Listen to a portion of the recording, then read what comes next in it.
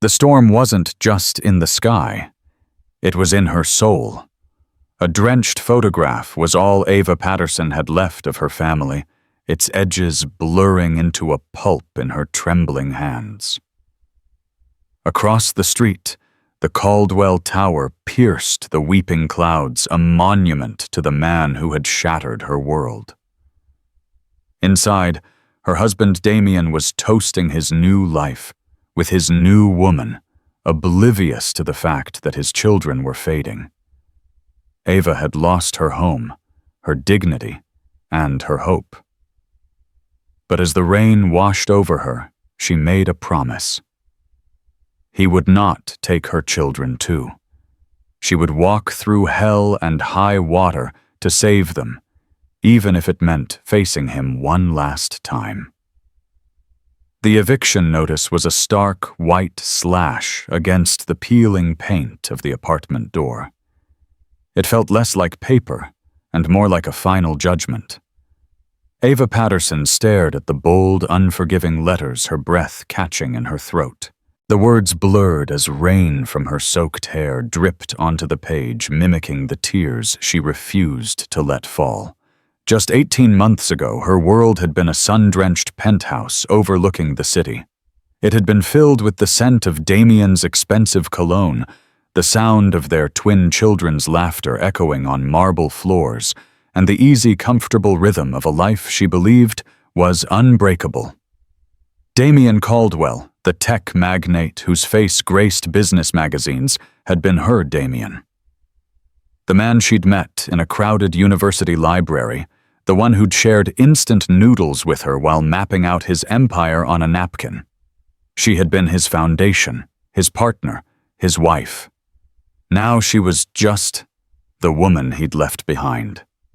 The apartment she'd managed to find was a world away from that life.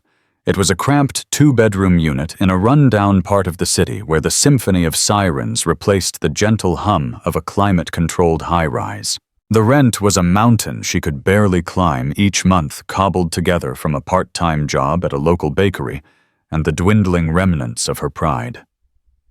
Inside, the air was heavy with the scent of antiseptic and sickness. 5-year-old Noah was curled on the worn-out sofa, a damp cloth on his forehead, his breathing shallow. His sister Sophie sat beside him, her own small face pale, her usual vibrant energy dimmed to a flicker. They had what the doctors initially called a persistent, aggressive flu. Then it became a concerning immune deficiency.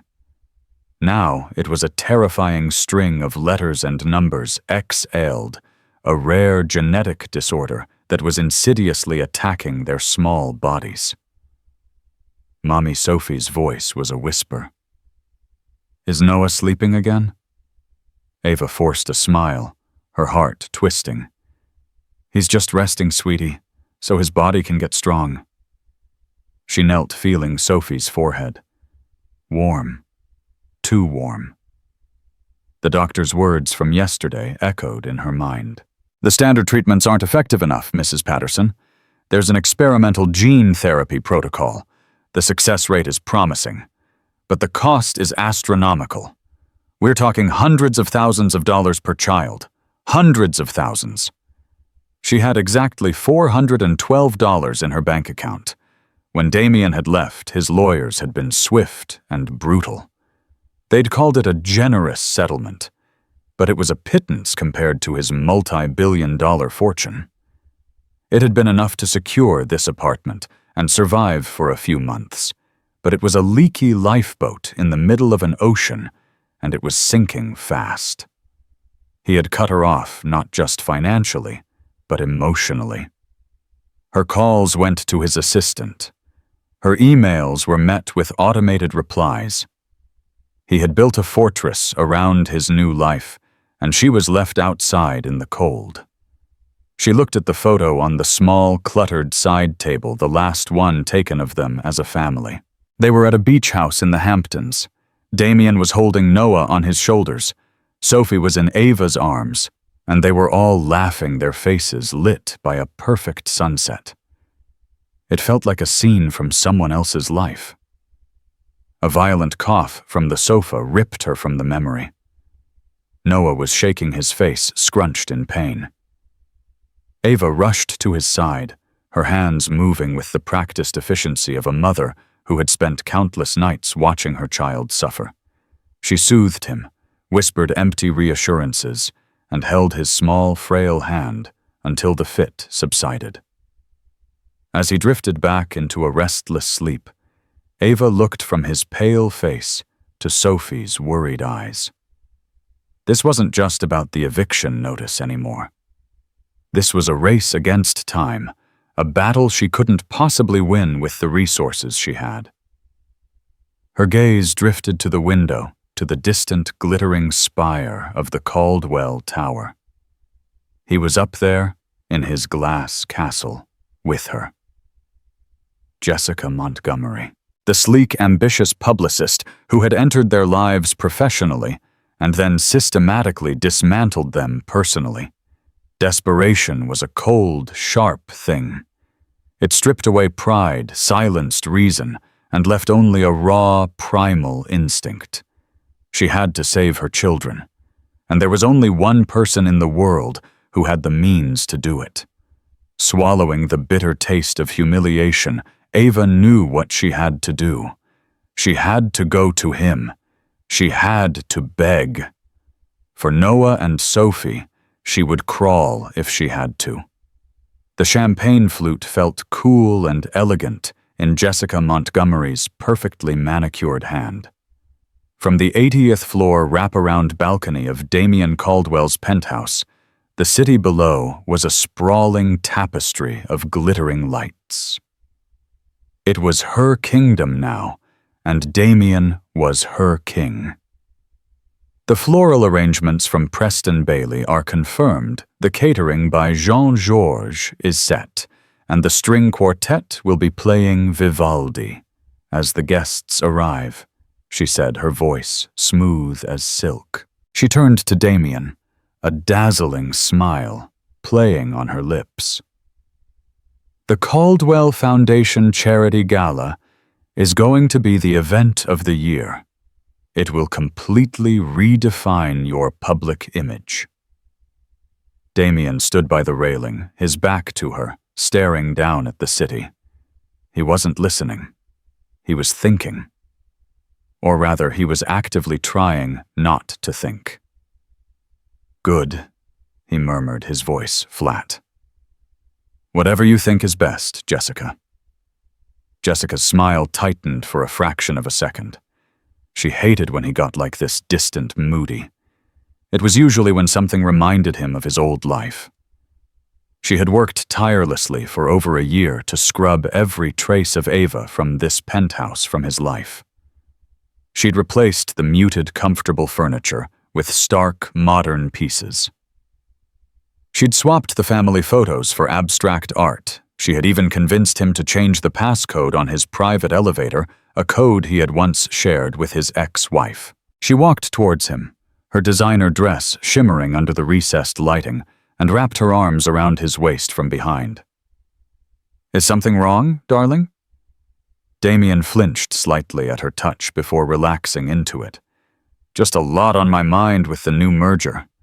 It was a lie, and they both knew it. The merger was a done deal. What was really on his mind were the 2 unanswered emails from Ava's lawyer that his own attorney, Mr. Thompson, had forwarded to him this morning. They were about escalating medical bills. He had instructed Thompson to handle it, to just pay whatever it was and make it go away. He didn't want the details. The details made it real. "Forget the merger," Jessica cooed, pressing a kiss to his shoulder blade. "Think about us. About our future." She placed her hand on her own flat stomach, a gesture full of meaning. "About the new life we're creating." This was her trump card, her ultimate victory. A month ago, she had announced she was pregnant. It was the final nail in the coffin of Damien's past, the anchor that would secure his future to her permanently. The news had for a time shaken him out of his guilt-ridden stupor. A new child, a fresh start, a chance to do it right this time. But doubt, like a persistent weed, kept creeping back in. He remembered Noah's fascination with circuit boards and Sophie's surprisingly sharp wit. He remembered bedtime stories and scraped knees. He had loved them. A part of him, a part he kept locked away, still did. But Jessica had convinced him that Ava was using them as weapons, poisoning them against him, turning them into pawns in a messy divorce. It was cleaner, she'd argued, to make a clean break. His financial support was more than enough. "You're right," he said, turning to face her, his expression softening as he looked at her. She was beautiful, ambitious, and uncomplicated. She didn't challenge him or make him feel a shred of the inadequacy Ava sometimes had with her quiet strength and moral compass. Jessica simply reflected his own greatness back at him. It was intoxicating. "This gala is important," Jessica continued, sensing she had regained his attention. "It's about showing the world the new Damien Caldwell, a philanthropist, a visionary, a family man." She smiled again, that brilliant, calculated smile. My family. Suddenly, Damien's phone buzzed on the marble-topped table beside them. The caller ID read, "Thompson Legal." He ignored it. "Everything is arranged for the announcement at the gala. By the way," Jessica said, her voice dropping to a conspiratorial whisper. "Right after your speech. We'll have the press from Forbes and the New York Times there. It will be perfect." She was talking about the pregnancy announcement, making it a public spectacle. Damien felt a sudden, inexplicable wave of nausea. He thought of Ava, who had wanted to keep her own pregnancies private for the first few months, to cherish the secret between just the two of them. "Maybe we should wait," he said, the words surprising even himself. Jessica's eyes narrowed. "Wait. Why, Damien, this solidifies everything. It shows a stable, forward-moving brand. It's what the board wants to see after the messy publicity of the divorce. She was right, of course. She was always right when it came to optics and strategy. He was a brand, a corporation unto himself, and she was his best publicist. He had chosen this path. He had signed the papers, vacated his old life, and built this new one. There was no going back. "Fine," he conceded, running a hand through his hair. After the speech. He glanced at his phone again. A new text from Thompson. "Damien, you need to see this. It's about the twins. Call me urgently." Jessica followed his gaze. "Is it her again?" she asked, her voice laced with ice. "Damien, you have to stop letting her get in your head. Your lawyers are handling it. That's what they're for. You pay them a fortune to keep your life clean." He looked from the phone to Jessica's flawless, expectant face. She was offering him a future one that was shiny, new, and free of messy attachments. A clean life. He slipped the phone into his pocket, silencing it. He would deal with it tomorrow. Tonight, he would be the king in his gilded cage, with his perfect queen at his side. The next few days were a blur of panicked phone calls and slammed doors for Ava. The bakery had to let her go. She'd missed too many shifts staying home with the children or rushing them to the clinic. The eviction notice now had a final, terrifying date stamped on it, the day of the Caldwell Foundation Gala. It felt like a sick joke, orchestrated by the universe. Her last-ditch attempt to reach Damien through his office was an exercise in futility. A series of polite but firm secretaries, each one a gatekeeper to his ivory tower, had blocked her at every turn. Mr. Caldwell is in back-to-back meetings. Mr. Caldwell's personal matters are handled exclusively by his legal team. I'm sorry, Ms. Patterson, he is unavailable. She wasn't Mrs. Caldwell anymore. She was Ms. Patterson, a nuisance, a loose end he was trying to tie off. Her best friend Maria came over with a box of groceries and a heart full of fury. "I can't believe him, Ava. He's throwing a multi-million-dollar party while his own children— This is monstrous." "He doesn't know how bad it is, Maria." Ava said, her voice hoarse from lack of sleep. She was trying to spoon some broth into Sophie's mouth, but the little girl just turned her head away, her body listless. "And whose fault is that?" Maria shot back, her dark eyes flashing. "He's chosen not to know. He has 100 people on his payroll who could find out in 5 minutes if he gave the order. He just doesn't care." Ava didn't want to believe that, but the evidence was mounting. The small, regular payments for child support arrived like clockwork, a cold, automated transaction that felt more like an insult than assistance. It was enough to cover basic rent and food, but it was a drop in the ocean compared to the medical tsunami that was about to hit them. It was money to keep them quiet, not money to keep them alive. The breaking point came on the morning of the gala. Noah woke up with a fever so high that Ava's old cheap thermometer couldn't even register it. He was delirious, muttering about circuits and stars, his small body convulsing. She rushed him to the emergency room at the city hospital, the one for people without premium insurance. The hours dragged by under the harsh fluorescent lights of the waiting room. Finally, a weary-looking doctor, a Dr. Evans, emerged. "The fever has broken for now," he said, his expression grim, "but Ms. Patterson, we are out of time. His neurological functions are beginning to show signs of degradation. Sophie is not far behind him.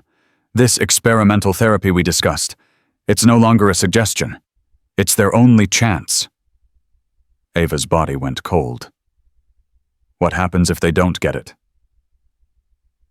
Evans looked at her with profound pity. "The progression of this disease is rapid and cruel. We can manage their comfort, but we can't stop it. Manage their comfort." It was a sterile clinical way of saying, "Watch them die." A primal scream built in Ava's chest, but she choked it down. It wouldn't help Noah. It wouldn't help Sophie. She walked out of the hospital and into the relentless afternoon drizzle, her mind a blank slate of shock and terror. The city seemed to mock her with billboards advertising Damien's latest tech venture and glossy magazines in newsstands featuring his and Jessica's smiling faces under the headline, "Power Couple of the Year." They were celebrating. They were planning a party, while her world was ending. That's when the last vestiges of her pride finally crumbled, burned away by the ferocious, desperate fire of a mother's love. She would no longer be blocked by secretaries or lawyers. She would not be ignored. If he wouldn't come to her world of antiseptic and fear, she would drag it to his world of champagne and applause. She went back to the apartment, her movements robotic. She found the last of the children's pain medication and gave them both a dose. She dressed them in the warmest clothes they owned, wrapping them in blankets. Sophie was weak, but awake, her eyes wide with confusion. Noah was barely conscious. "Where are we going, Mommy?" Sophie whispered, her voice thin as a thread. Ava looked at her daughter, her heart a raw, open wound. She stroked her hair, tucking it behind her ear. "We're going to see Daddy," she said, her voice dangerously calm. "He needs to see you. He needs to remember." She had no invitation, no ticket. She had no idea how she would get past the security that would surely be surrounding an event of that magnitude. But she didn't care. She would stand in the street if she had to. She would scream until her lungs gave out. He would not be allowed to celebrate his new life while the best parts of his old one were dying. As she bundled her sick children into the back of a taxi she couldn't afford, the drizzle turned into a downpour. The sky opened up, and the heavens wept the tears she no longer had. It was the night of the gala. It was the night of her final stand. The grand ballroom of the Astoria Hotel was a masterpiece of calculated illusion.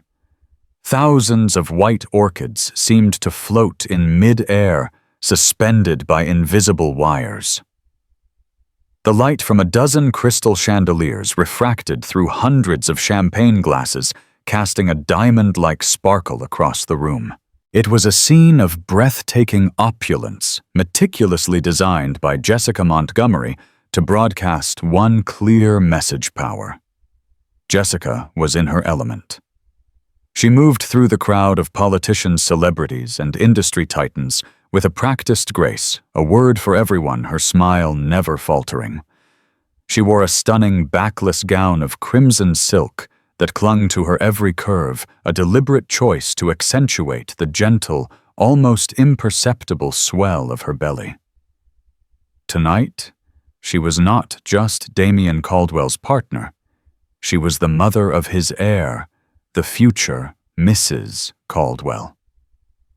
Damian stood at her side, a perfect accessory in his bespoke tuxedo. He smiled, he shook hands, he played his part. But his eyes were distant, his mind adrift. Thompson's text message from the other day had been gnawing at him. He had finally called his lawyer back that afternoon, only to be met with a stern, clipped warning. "Damian, her lawyer, is claiming the children's medical situation is dire," Thompson had said, his voice stripped of its usual professional deference. "They're talking about a rare genetic disorder. They're talking about experimental treatments costing a fortune. They're saying you've been unresponsive. I told you to handle it, Thompson." Damian had snapped, irritated. "Pay the bills. Set up a fund. I don't want to be involved in the day-to-day drama." "This may be beyond that," Thompson had insisted. "This sounds like it requires your personal attention. A genetic disorder. Damian, that has implications." Damian had brushed it off. It was a negotiation tactic, he'd told himself. Ava was getting desperate and exaggerating the situation to squeeze more money out of him. Jessica had said as much. "She knows the gala is tonight, Damian," she'd purred, adjusting his tie. "She's trying to ruin our moment. Don't let her." And so he hadn't. He'd ordered Thompson to offer a larger settlement and silenced his phone. Now, standing on a small stage at the front of the ballroom, he looked out at the sea of adoring faces. Jessica stood beside him, her hand resting proprietorially on his arm. He cleared his throat and began his speech. He spoke of corporate responsibility, of innovation for a better future of the new wing his foundation was funding at the Children's Hospital. The irony was a bitter pill he was forced to swallow. The applause was deafening. "And I couldn't do any of this," he continued, turning to Jessica, his voice amplified by the microphone, "without the vision and support of my incredible partner, Jessica." Jessica beamed a perfect picture of supportive elegance. "Together, we are not just building a future for this company, but for our own family as well." He paused for dramatic effect, just as they had rehearsed. Jessica placed a hand on her stomach. A collective gasp rippled through the room, followed by a surge of excited murmurs. This was it. The grand announcement, the final public severing of his past. But as he opened his mouth to deliver the final line, a commotion at the back of the ballroom caught his attention. He could see his head of security, a large man named Frank, arguing with someone near the main entrance. A few heads in the crowd were beginning to turn. Jessica shot him a look, a tiny, almost imperceptible shake of her head. "Ignore it. Finish." Damian tried to focus, but his gaze was drawn to the disturbance. He saw Frank gesturing emphatically, his face grim, trying to block the entrance. The gilded doors were slightly ajar, and through them Damian could see the chaotic flashing lights of the city at night, slick with rain. A cold, uneasy feeling began to creep up his spine. It was a primal instinct, a forgotten connection that suddenly sparked to life. He faltered the rest of his speech, dying on his lips. "Damian, Jessica whispered her grip on his arm, tightening her nails, digging slightly into his sleeve. Finish the announcement. But he couldn't. He handed the microphone to a stunned assistant and stepped off the stage. His eyes locked on the ballroom doors. He started walking towards the back of the room, a path parting before him as bewildered guests stepped aside. "Damien, what are you doing?" Jessica hissed, following him. "The press is here. You're creating a scene." He ignored her. He had to know what was happening. As he got closer, he could hear the argument more clearly. "Sir, you can't go out there," Frank was saying. His voice strained. "It's a mess. Let us handle it. What is it?" Frank Damien demanded, his voice sharp, with an authority that had been missing all evening. "What's going on?" Frank's face was pale. He looked past Damien at Jessica, a silent apology in his eyes. "It's your ex-wife, sir. She's outside. She's not alone." Before Damien could process this, a gust of wind blew the heavy doors open, and in that moment the carefully constructed illusion of the gala shattered into a million pieces. The world outside the Astoria's grand entrance was a chaotic vortex of wind and rain. The storm, which had been a steady downpour all evening, had intensified into a furious squall. It whipped the perfectly coiffed hair of the paparazzi into disarray and sent valets scrambling for cover. The red carpet was a sodden, bleeding mess. And in the middle of it all stood Ava. She was a ghost from another life, a specter of his past crashing into his pristine present. Her hair was plastered to her skull, her cheap coat soaked through, clinging to a frame that looked fragile enough to snap. She wasn't shouting or making a scene. She was just standing there, shivering, her face a mask of resolute despair, her eyes fixed on the hotel entrance. But it wasn't just her.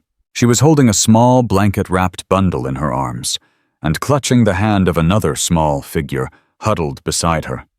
Even from a distance, under the harsh glare of the hotel's spotlights, Damien could see the unnatural pallor of their faces. Security had formed a loose cordon around her, uncertain how to handle the situation. They were used to dealing with crazed fans or aggressive protesters, not a drenched woman, and two silent, sick children. Ava had taken the taxi as far as her money would go, which was 2 blocks away. She had carried Noah, who was now barely responsive, and held Sophie's hand as they walked the rest of the way through the torrential rain. They were both soaked to the bone, their small bodies trembling with cold and fever. Sophie coughed, a deep rattling sound that tore through the night. When they reached the entrance, the wall of security had been immediate and unyielding. "Ma'am, you can't be here. This is a private event. I need to see Damien Caldwell," Ava had said, her voice surprisingly steady despite her chattering teeth. "I'm Ava. I'm the mother of his children." The guards exchanged glances. They had their orders. Jessica had been very specific. Under no circumstances was Ava Patterson to be allowed anywhere near the property. Ava saw the pity and dismissal in their eyes.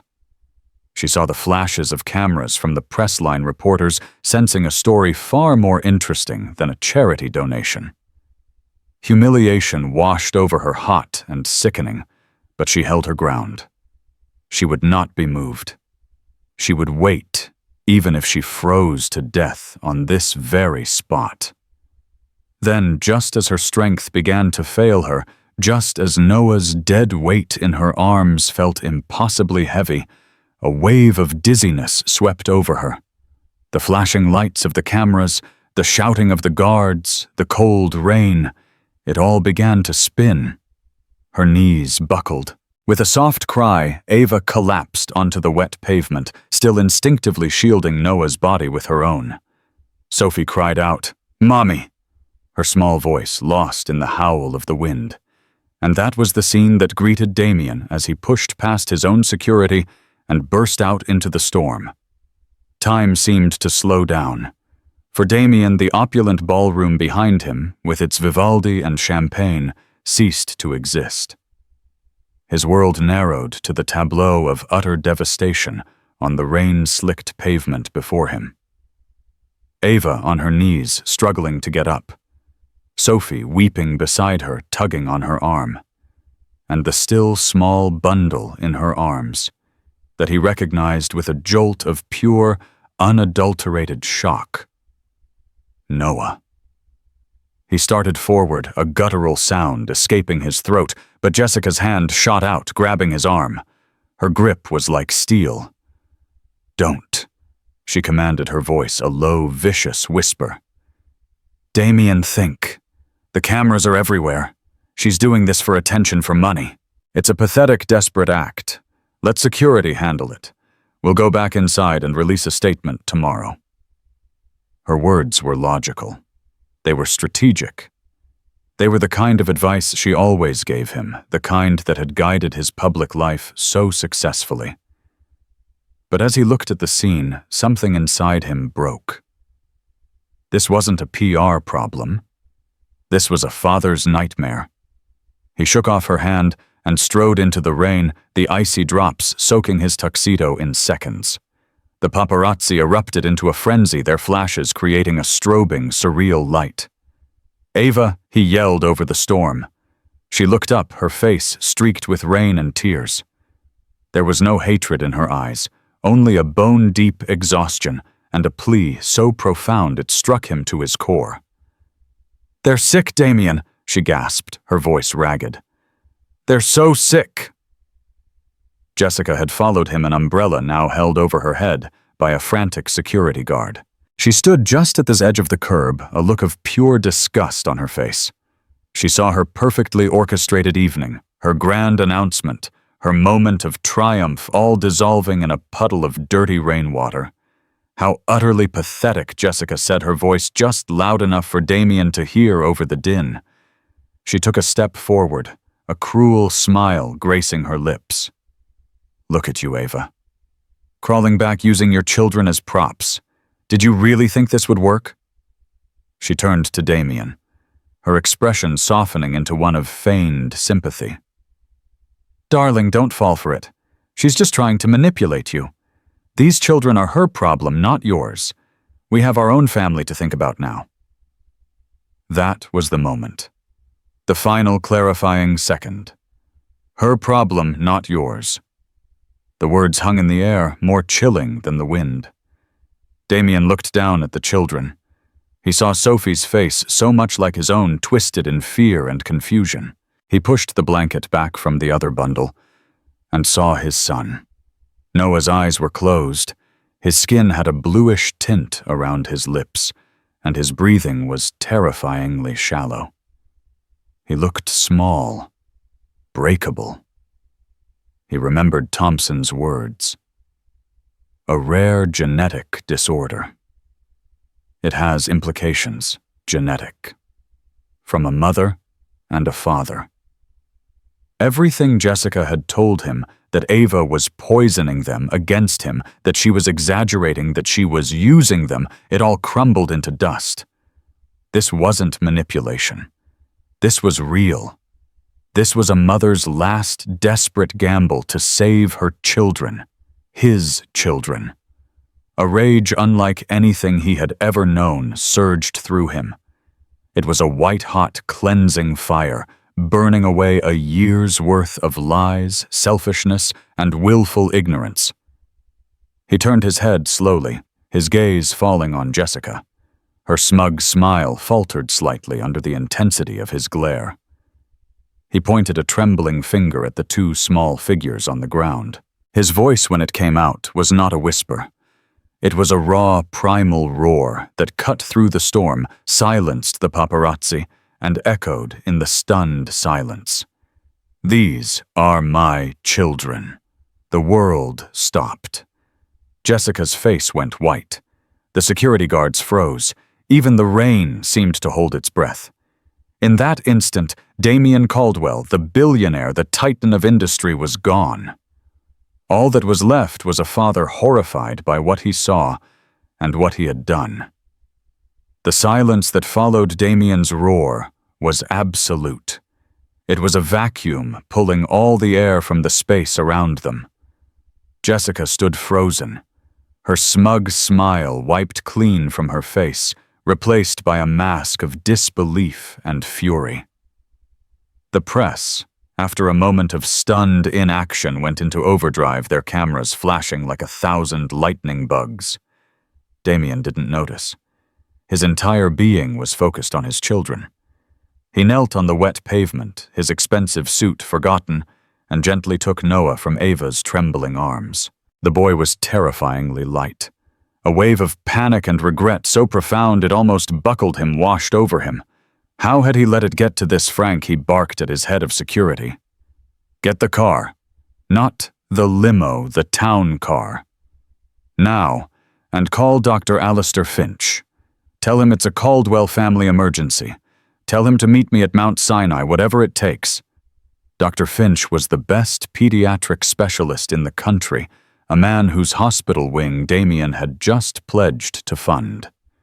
Security scrambled into action. Damien carefully lifted Noah, cradling his son's head. He looked at Ava, who was still on the ground, struggling to help a weeping Sophie to her feet. Give her to me, he said, his voice softer, now laced with an emotion he hadn't felt in years, shame. He managed to get both children into his arms, a feat of desperate strength. Get in the car, Ava, he commanded gently. Jessica finally found her voice. Damien, what are you doing? You can't just leave. What about our guests? What about our announcement? He turned to face her, his eyes cold as ice chips. The man she had so carefully molded was gone. Go back inside, Jessica, he said, his voice dangerously low. The party's over. He turned his back on her and carried his children to the waiting car, leaving Jessica standing alone in the rain, the umbrella-wielding guard having abandoned her to help get the car doors open. For the first time, she looked completely powerless, a queen stranded outside the gates of her own castle. The ride to the hospital was a blur of frantic energy. Damien held Noah, while Ava clutched Sophie, murmuring soothing words. For the first time in over a year, they were a family unit again, brought together by the worst possible circumstances. Damien couldn't stop looking at them, at the dark circles under their eyes, the frailness of their limbs. These were not the vibrant, healthy children he remembered. They were ghosts, and he had been haunting them from a distance. At Mount Sinai, a team was waiting. Dr. Finch, a sharp, no-nonsense man in his 50s, took one look at the children and started barking orders. They were whisked away to the pediatric ICU. Damien and Ava were left in a private waiting room, a sterile, silent space that felt like a courtroom. For a long time, neither spoke. Ava just sat wrapped in a hospital blanket, shivering. Damien paced his mind, racing, piecing together the fragments of information he had so carelessly ignored. Genetic disorder. Unresponsive. Dire. His phone buzzed. It was Mr. Thompson. Damien, I saw the news feeds. I'm on my way, his lawyer said. What do you need? I need to know. Everything, Damien said, his voice raw. Everything you tried to tell me. Everything I didn't listen to. There was a pause on the other end. I'll forward you every email, every medical report I was sent. But Damien, there's something else. Something I was looking into this afternoon after you dismissed my concerns. What is it? It's about Jessica Montgomery, Thompson, said, his tone grim. You're not going to like it. Just then, Dr. Finch entered the room, his face grave. Mr. Caldwell, Ms. Patterson. We've stabilized them, but they are in critical condition. The diagnosis your previous doctors made ex-Aldi appears to be correct. We're lucky you got them here tonight. A few more hours." He let the sentence hang in the air. "The treatment," Ava whispered. "The gene therapy." "Is it possible? It's their only shot," Finch confirmed. "We can start preparing them immediately. It's incredibly expensive, and insurance won't touch it." "That is not an issue," Damien said instantly, his eyes locking with Ava's. "Do it. Whatever it takes. I will fund the entire trial if I have to." A single tear traced a path down Ava's cheek. It wasn't a tear of sadness, but of a relief so overwhelming it was painful. As Dr. Finch left to make the arrangements, Damien's phone chimed with an incoming email from Thompson. The subject line was Jessica Montgomery, urgent. He opened it. It contained a single scanned document and a short message from his lawyer. "Damien, I had a private investigator look into her. This is a copy of a contract from a surrogate agency in California. It was signed 2 months ago. The listed biological mother is an anonymous egg donor." Damien stared at the screen, the world tilting on its axis. The contract was ironclad. Jessica wasn't pregnant. She had hired a surrogate. The child she was carrying wasn't biologically hers. And given her lies, it was almost certainly not his either. The entire foundation of his new life, the baby, the future, the family, was a lie. A calculated, brilliant, and utterly devastating illusion. He thought of her hand on her stomach at the gala, her triumphant smile. It had all been a performance, a power play to secure her position and his fortune. He sank into a chair, the phone slipping from his numb fingers. He had thrown away his real family for a fraud. He had abandoned his dying children for a woman who was building their future on a bedrock of deceit.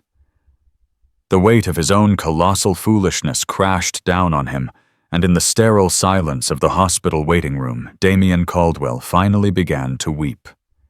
The elevator ride to the penthouse was a silent, sterile ascent through Damien's personal hell. Each floor chimed a small, mocking bell, tolling the end of his gilded life. He felt hollowed out, scoured clean by the brutal revelations of the past few hours. The man who had entered the gala that evening, confident, arrogant, and willfully blind, was dead. In his place was a stranger, a man haunted by the pale, fragile faces of his own children. He expected the penthouse to be empty, a silent tomb. Instead, he found Jessica waiting for him in the center of the vast living room. She had changed out of her ruined gown and into a pair of cream-colored silk pajamas. A glass of what he now knew was simply water sat untouched on the table beside her. Her hair was perfect, her makeup reapplied. She had rebuilt her mask of composure, ready for one last performance. "Darling, you're back," she said, her voice a carefully modulated balm of concern. She rose and moved towards him. "I was so worried. I've been calling the hospital, but they wouldn't give me any information." "How are the children? Are they—" Damien walked right past her, as if she were a piece of furniture, his movements stiff and heavy. He went to the bar, his back to her, and poured a whiskey. His hand was shaking so badly that the neck of the decanter rattled against the rim of the crystal glass.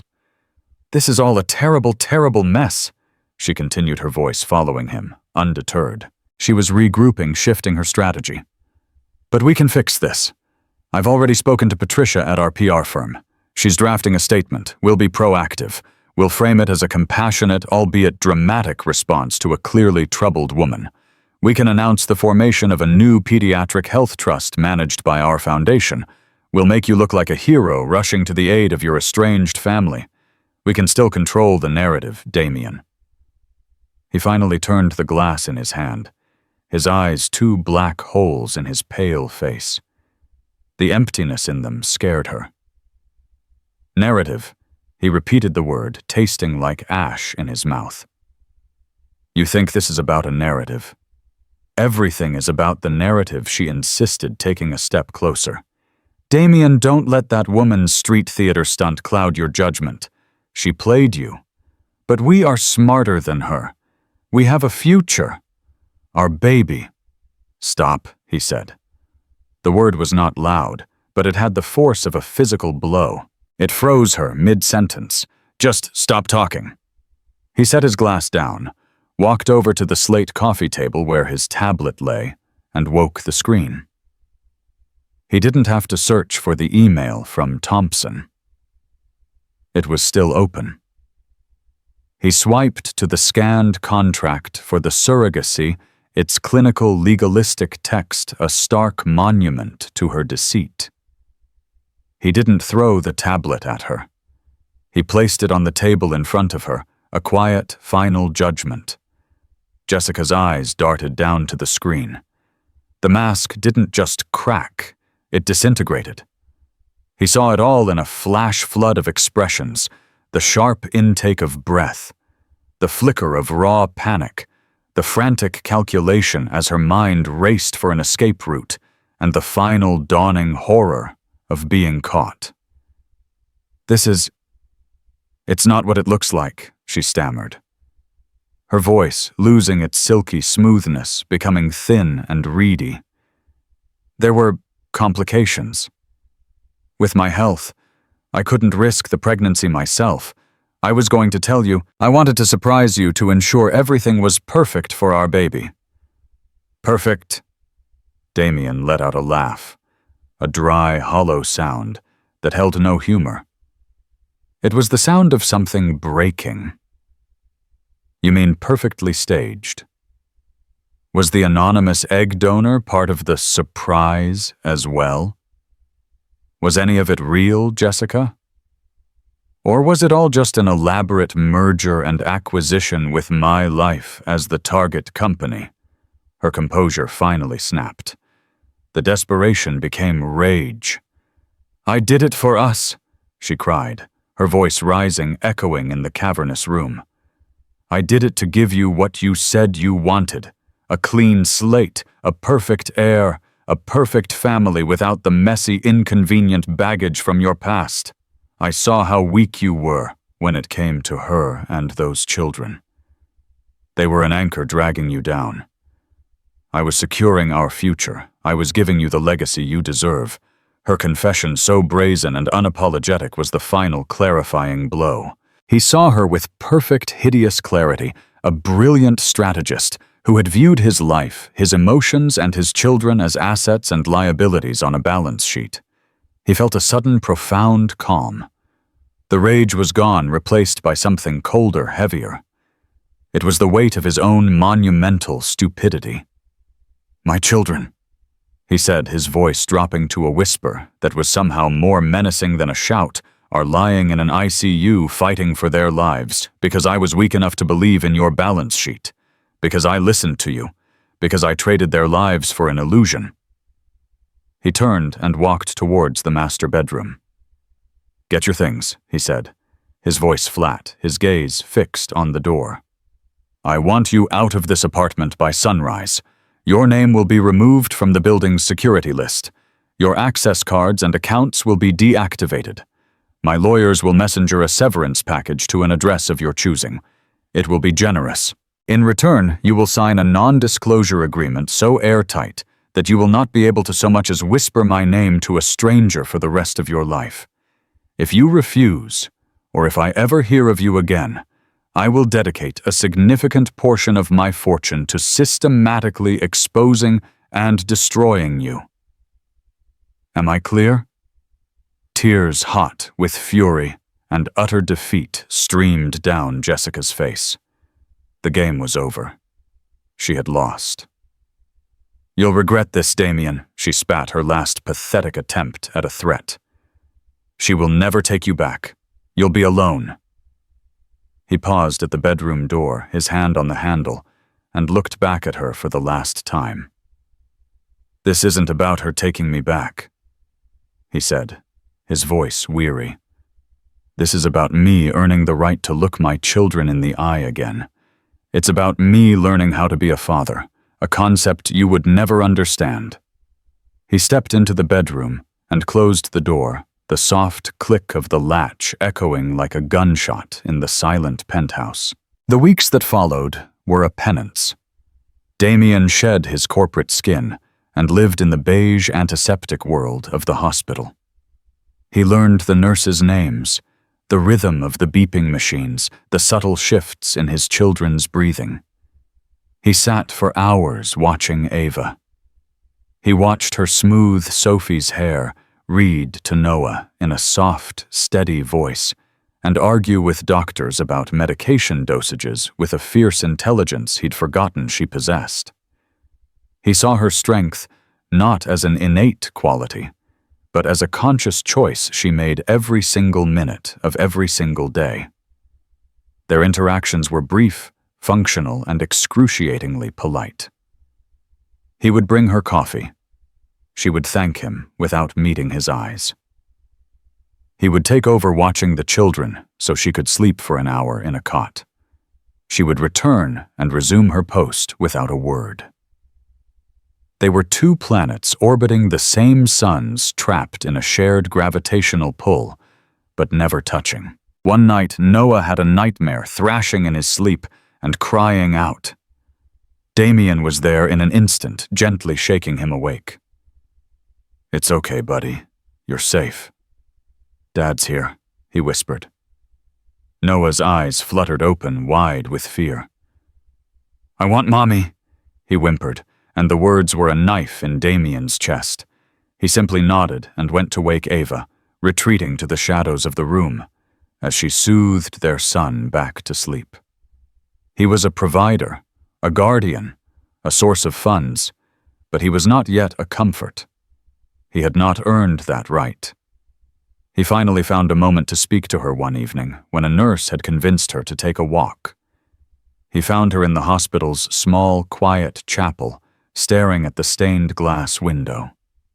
"Ava," he said softly from the doorway. She didn't turn. "The doctor said Sophie's enzyme levels are responding better than they expected." "I know. It's good news," he said, taking a hesitant step into the room. The space between them felt 1,000 miles wide. I came to tell you something. I spoke with Thompson. The deed to our old house, your house, has been transferred back into your name free and clear. And I've established an irrevocable trust. For you, for Noah, for Sophie. It's managed by a third party. The funds are astronomical. You will never have to worry about money or a place to live or a medical bill ever again. Ava was silent for a long time, her back still to him. Finally, she asked, "Why are you telling me this, Damien?" "Because I need you to know this isn't a transaction," he said, his voice cracking with the effort of holding himself together. "This isn't me trying to buy my way back into your life. It's restitution. It's the very least I can do. I can't take back the past year, Ava. I can't erase the memory of your calls going unanswered or the terror you must have felt when you saw that eviction notice." He finally broke the words, coming out in a choked sob. "God, Ava, to think of you all alone facing that, while it is a failure so profound, I don't think I'll ever recover from it." She finally turned, and her eyes were clear, not with anger, but with a deep, bottomless sorrow. "The money fixes a problem, Damien," she said, her voice quiet but firm. "It's a tool. It gives our children the security they deserve. But it doesn't fix the memory of me begging your assistant to let me speak to you while my child was screaming with fever in the next room. It doesn't fix the fact that you chose to believe I was a liar.